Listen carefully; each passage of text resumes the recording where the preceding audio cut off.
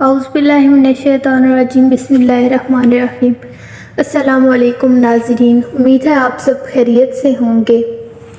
آج کی ویڈیو ہے حجاج بن یوسف کے بارے میں، جسے کون نہیں جانتا۔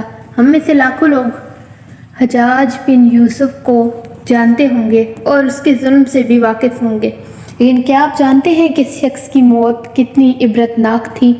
حافظ قرآن اور ایک مسلمان ہونے کے باوجود اس کی موت اتنے برے طریقے سے کیوں ہوئی، اور آخر اس کی موت کے عبرتناک ہونے کی وجہ کیا تھی؟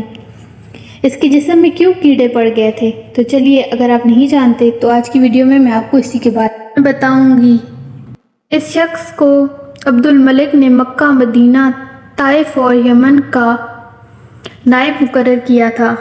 اپنے بھائی بشر کی موت کے بعد اسے عراق بھیج دیا۔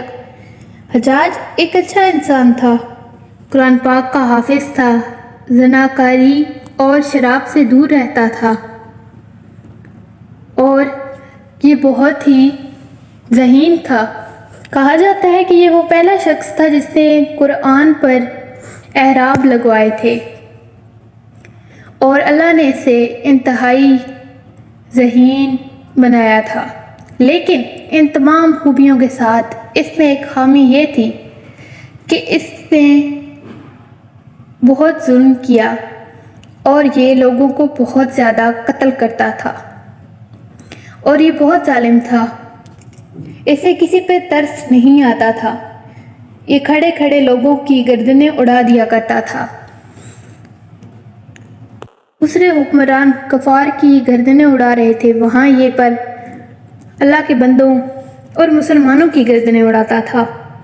یہ بہت ظالم تھا، اور اس ظلم کی سزا اسے بہت بری ملی۔ اس نے اپنی زندگی میں 1,20,000 انسانوں کو قتل کیا ہے، اور یہ بات روایات میں آتی ہے۔ اس کے جیل خانوں میں 80,000 قیدی بیک وقت رہتے تھے، جن میں 30,000 عورتیں بھی ہوتی تھیں۔ اس نے جو آخری قتل کیا ہے وہ قتل ایک اللہ کے ولی کا تھا۔ وہ ایک نیک اور پارسا انسان حضرت سعید بن زبیر رضی اللہ تعالیٰ عنہ کا قتل تھا۔ یہ قتل اس کی زندگی کا سب سے زیادہ برا ثابت ہونے والا قتل تھا۔ اس قتل کے بعد اس پر عجیب سی دہشت سوار ہو گئی تھی، اور جب بھی وہ سوتا تھا تو اس کے خواب میں حضرت سعید رضی اللہ تعالیٰ عنہ آتے تھے اور اسے جھنجھوڑتے تھے، اور اس کا گریبان پکڑ کر کہتے تھے کہ مجھے کیوں قتل کیا اے اللہ کے دشمن۔ اس کے بعد کہا جاتا ہے کہ حجاج نے کبھی سکھ نہیں پایا۔ اسے ایک ایسی بیماری ہو گئی تھی جس سے اسے بے انتہا سردی لگتی تھی، اور یہ سردی اس کے کلیجے سے اٹھ کر پورے جسم میں پھیل جاتی تھی، جس سے وہ کانپتا رہتا تھا، اور اس کے ارد گرد آگ کی انگیٹھیاں رکھی جاتی تھیں۔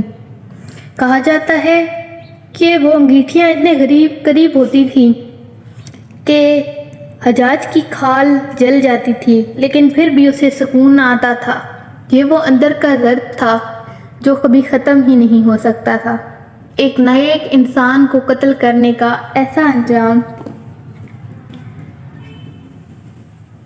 جس نے اس کی زندگی کا سکون برباد کر دیا۔ حکیموں کو بلایا تو انہوں نے بتایا کہ اس کے پیٹ میں سرطان ہے۔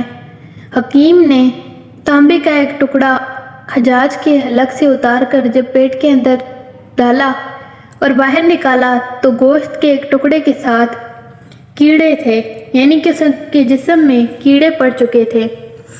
کئی حکیموں نے بہت علاج کیا، لیکن حجاج ٹھیک نہ ہوا، کیونکہ یہ بیماری وہ بیماری تھی جو کبھی ٹھیک ہو ہی نہیں سکتی تھی۔